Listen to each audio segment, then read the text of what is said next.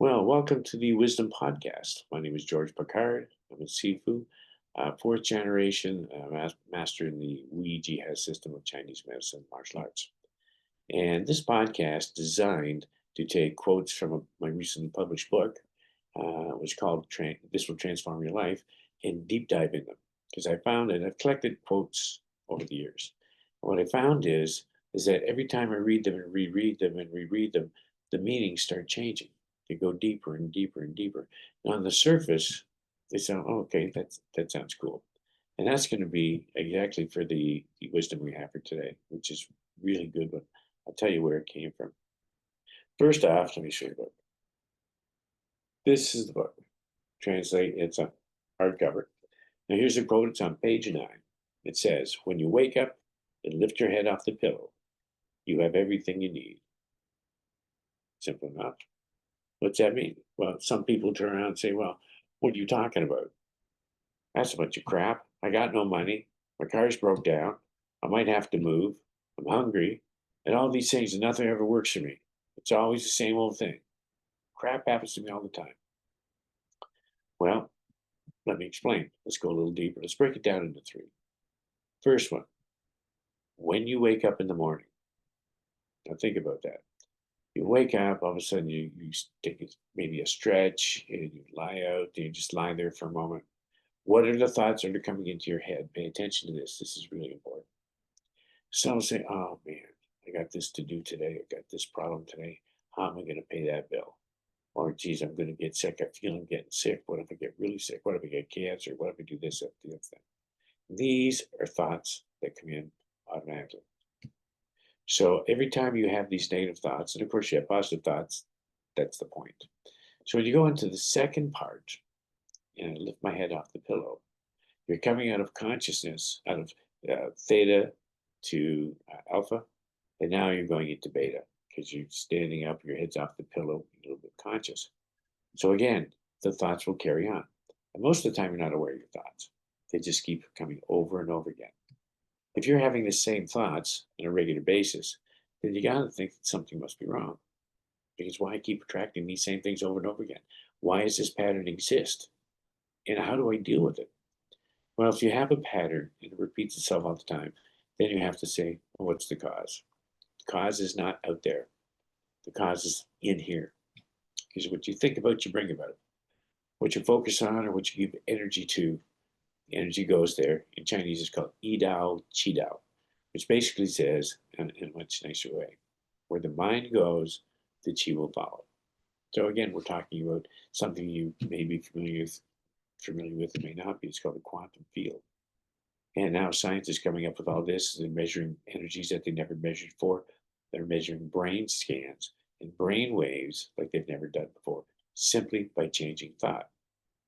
So, point is, when you wake up in the morning, take a deep breath and say, instead of saying something like, good God, it's morning, say, good morning, God, and be grateful. The energy of gratitude is amazing. The more you give gratitude, the more things you have to be grateful for. Simple. So what might you say? You might think about, thank you for this breath. It's a whole new day. I get another chance to live. I get another chance to create, another chance to grow. I think that's something to be grateful for. What's the option? You don't wake up. So have these thoughts, and you're going to have to change. If you're doing these negative thoughts, you're going to have to change over to positive. I'm telling you, just I can tell from experience, it makes a big difference in your life. Then you lift your head up off the pillow. Now you've got full consciousness. In full consciousness and awareness, you have free will choice, and you can choose what you want. You can choose how you think. You can choose where you want to go. You can choose anything. But I'm telling you, generally the thoughts, because of habit and many years of repatterning and repatterning your same pattern over and over again. Every time that happens, it makes it more difficult. Here's your ego and what's called one of your saboteurs, which is the judge, which is the biggest one, want to pull you back to make you comfortable. And you get comfortable in this rut, but it's not serving you. And again, there's a positive side to that. Maybe it is serving you great. But you can always even make it greater. Then you have everything you need. Well, what does that mean? Well, you've got consciousness, you've got free will choice, and you can choose what you think and what actions you're going to take. So that's all you need. All of a sudden, you can choose to be positive instead of negative. Now you can choose the future that you want, not the future that you seem to be getting stuck with. Does it seem like the universe, everything around you seems to pick on you? It's not the way it works. It brings to you what you think about. Most of the time you're thinking, about 70% of the time, is you're not even aware of what you're thinking, the thoughts that you have, because it's on autopilot. It's in the hard drive, the subconscious mind. So it was where I get this quote. It's because the author's unknown, and I was watching a little video with see Neil Donald Welsh. He was a creator of Conversations with God. And at the end, he told a story of this. He says, a friend of mine was in the hospital and he was dying. And he said to me this. He said, Neil, remember this. When you wake up in the morning and you lift your head off the pillow, you have everything you need. And I heard that. I said, this is an exceptional quote once you understand it. Now, when it gets really interesting is when you start thinking positive, you start thinking through feeling. How do you feel? You know, you can't be happy and pretend you're sad. You can't be sad and pretend you're happy, because the body never lies, the mouth does. So when you're with people, you might be telling a fib and trying to be like it's real. They'll know it. There's something that seems wrong in your body language, your look, the expression, where you chuckle or where you have a laugh, the way you speak, even the words you use. One word out of context will make the difference. So authenticity, and I think I've mentioned this before in previous podcasts, that experiments that they did where they put people in a Faraday cage, so no electronical waves or instruments can get in. They started asking questions and recording them. I'll make this brief because some of you may have heard that before. And what they did is they asked questions about their grandma, their mother, and all the things. And as they're answering, they're thinking about the grandma. Oh, she was so sweet. She always treated me well. And every time I went there, she always baked me an apple pie. And all of a sudden, you're getting to that heart space. And your energy's going up. It's going into love. Those are the kinds of questions that they asked, and they measured the energy. When you went in love, it went up to 40. That was the number that they settled at. 40 what? I don't know, but it was high. Then they took the same people, and then they reversed the questions. And all these questions that they asked were designed to upset them or make them angry. And what they found was, as they got angry, the more angry they got, they found that the scale went up to 80. And how could this be higher than love? Like, what's going on? Well, here's the thing. Authenticity. Authenticity, the real self, the energy that you are, the energy that you come out with. Not you can't think one thing and do another.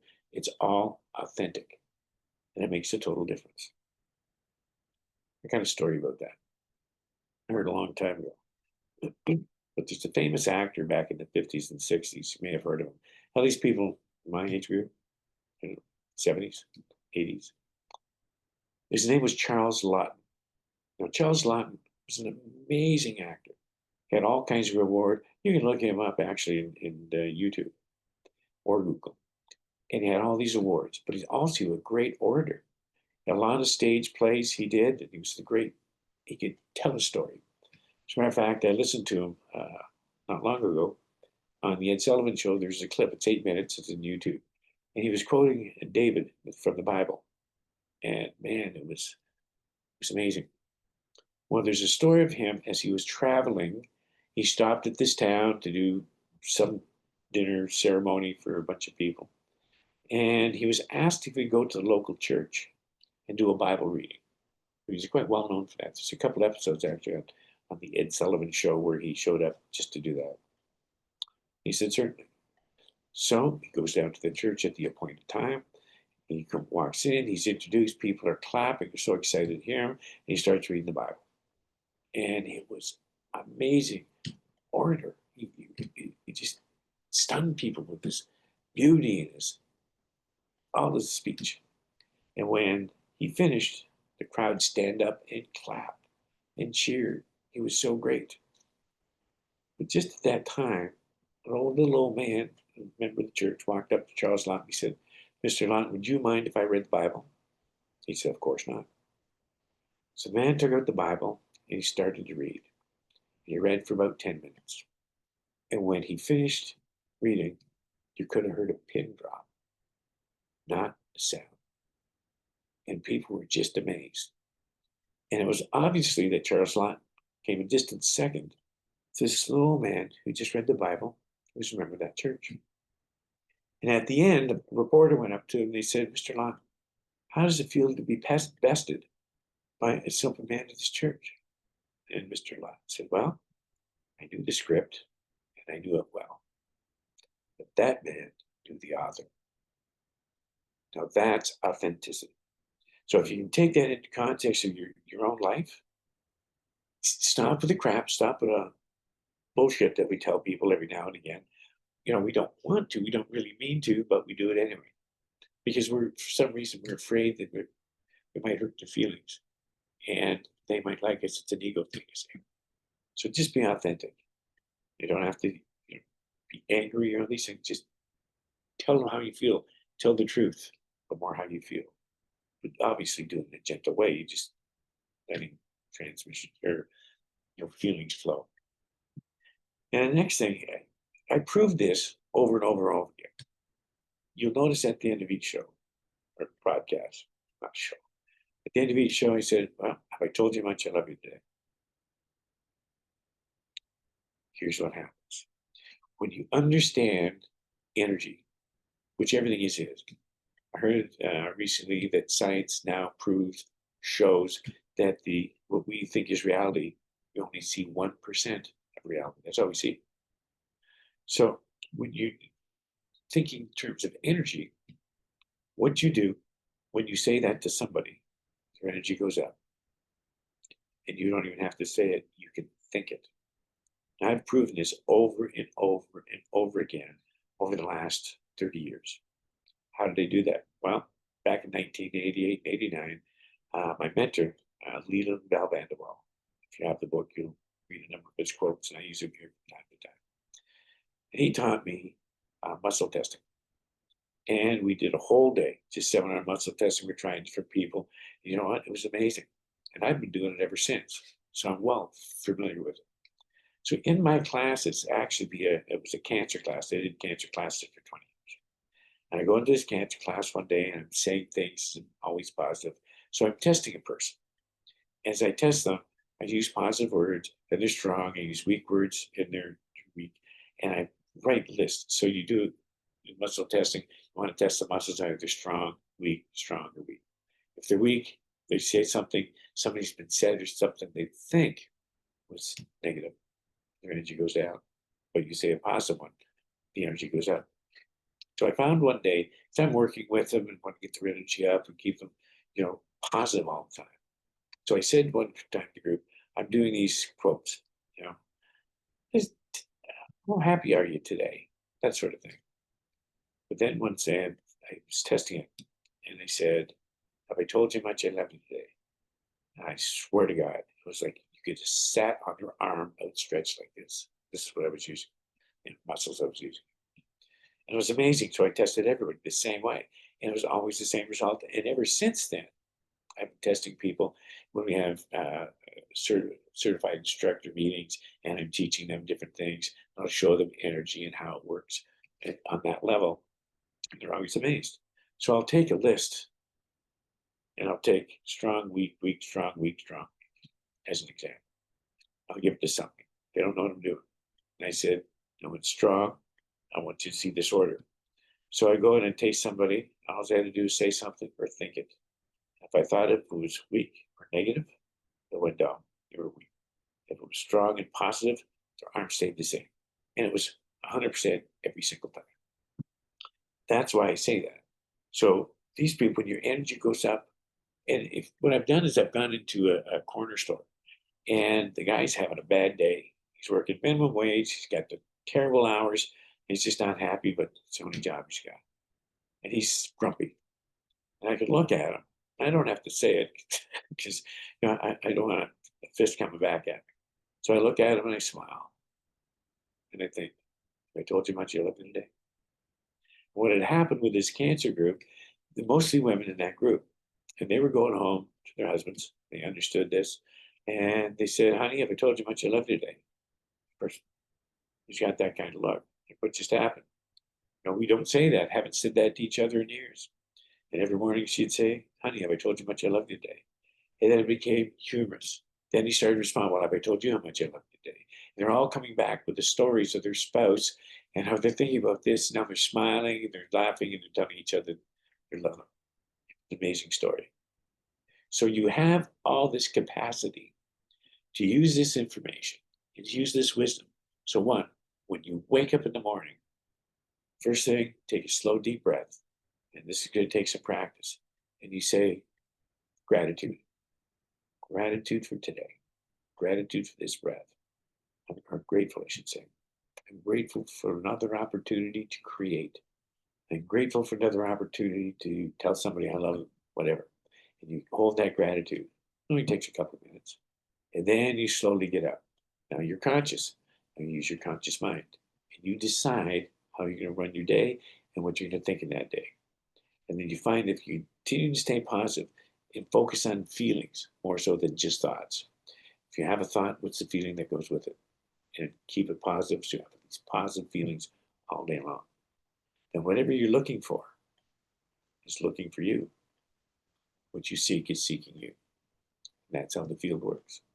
So if you're sitting down and you want to think about, oh God, it's terrible today, I'm going to do this. We've covered some of this in previous podcasts, but it's that important. It's life-changing. So you turn around and you start thinking positive. And somebody ticks you off, take a deep breath and smile. Because what's it going to do to you? It puts you in stress. What does stress do? It reduces your immune system. It causes blood pressure increase. It causes cortisol to flow through the bodies. You know what cortisol is? If you ever had a transplant, an organ transplant, to give you cortisol to cut out your immune system so the body doesn't attack the organ, the new organ. Then adrenaline's going up. Your heart is pumping. And all the blood's going from your viscera to your arms and legs, to your fight or flight, and you stay in stress. What's that worth it? 95% of all illness comes from stress. I've said that before. I'll probably say it again more than once. But when you understand that 95% of all illness, this is according to the CDC, I don't make this stuff up, 95% stress causes the illness. So it's illness. Here's the way I look at it. If this body is energy, which quantum physics has proved, we're just energy, that's it.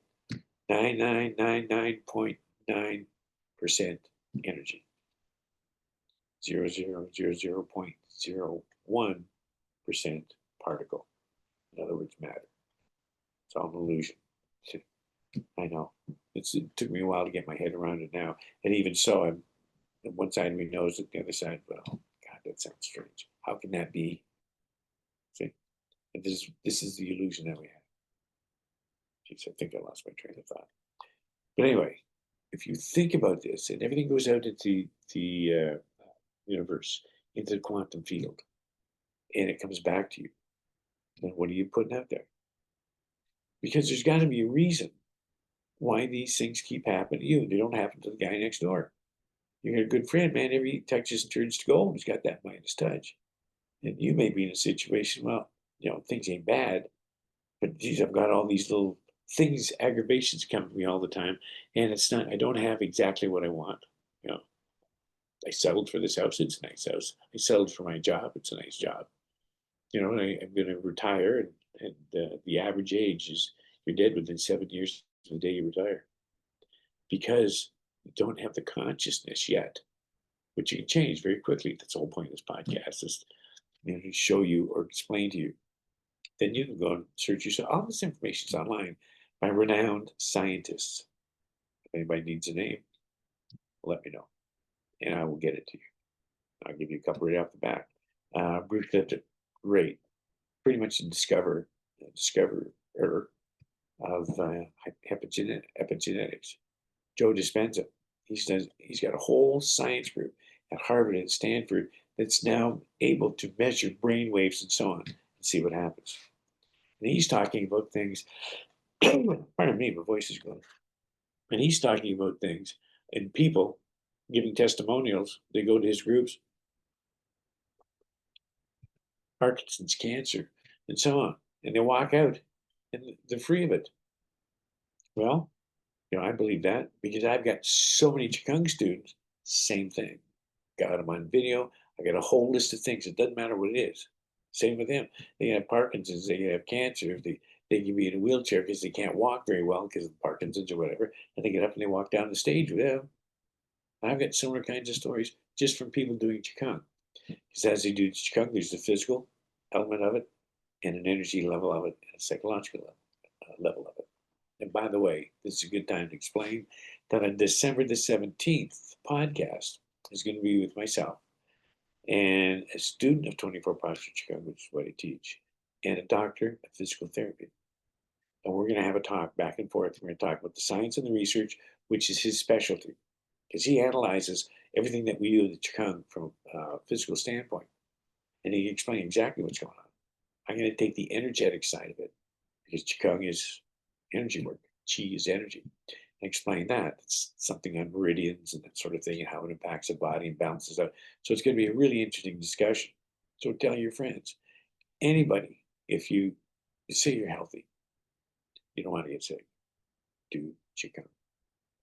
If you're sick and you want to get healthy, do Qigong. Whatever else you do, whatever medications you're on, if you choose that, or chemotherapy, you choose that, do Qigong. It'll make life better. And we're just going to explain how it's proven in a number of studies where it will extend your life. Anyway, I guess that was a commercial for the 17th.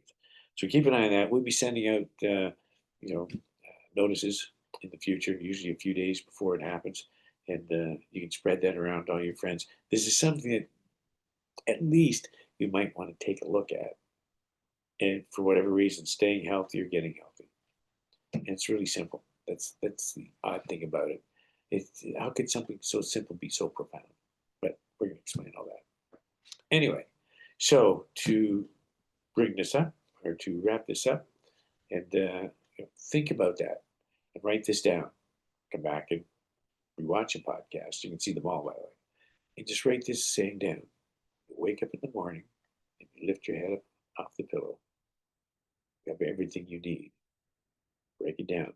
What do I think about when I get up? I'm always negative. Let me tell you, I've been there. So my halo's on, not too tight. And then think, change. Gratitude. It's always one of the best things. I do gratitude every morning. I do a section of Qigong I do every morning for stress and back issues, which is another book I have, by the way, on stress. And all that information's in there. And I take a few minutes to do heart coherence, heartbreak coherence. I take a few minutes, just do that, and concentrate on gratitude. That's it. And when you go into the feeling of gratitude, energy opens up. I hope that gives you enough information. I hope you enjoyed this particular quote. I hope you enjoyed this podcast. And like I always say, if you like it, tell your friends. If you don't, remember, silence is golden. So, thanks for coming. I appreciate you here. Have I told you much? I love you today. And again, be well. I will see you 17th as well. Thanks, everybody.